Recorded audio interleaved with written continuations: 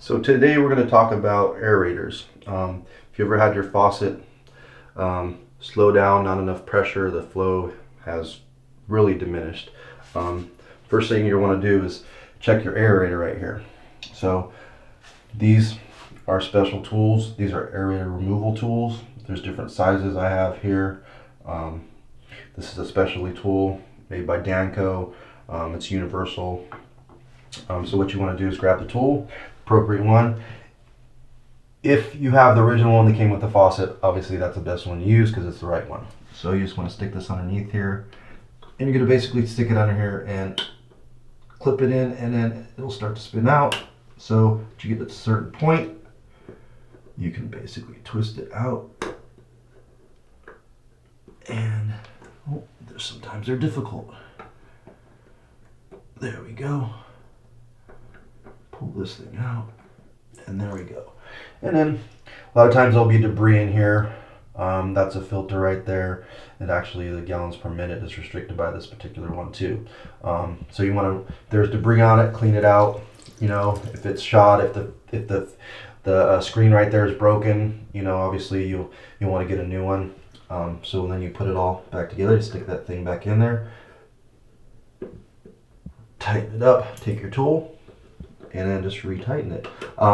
What you want to do too also is, if you pull this out and you turn on the hot side and there's good flow, you turn on the cold side and the flow is restricted, it's not going to be your aerator, it's going to be the cartridge inside here. Same with the same way, if the cold is flowing good and the hot is not, then the hot side would be bad. So you need to make sure you check that after you pulled out the aerator. If there's no debris in it and anything, then check the restriction on both sides. This right here is another style of aerator. It's a screw-in. If you have this kind in here, what you're going to want to do is either have this tool, and that basically, it doesn't let you won't scratch it this way. So you could do that, or if that's too fancy, you just take a piece of rubber like this, you wrap it around the aerator like this, underneath your faucet, it'll be like that. And you want to take your pliers and you basically wrap that around like that, and you're going to untwist it like that. That way you don't mark up your finish on this. So you take that, same thing. This one has a gasket inside of it.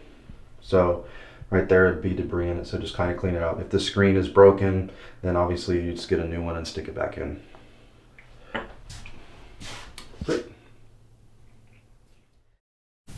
I'm Theron Young, president of Legacy Plumbing.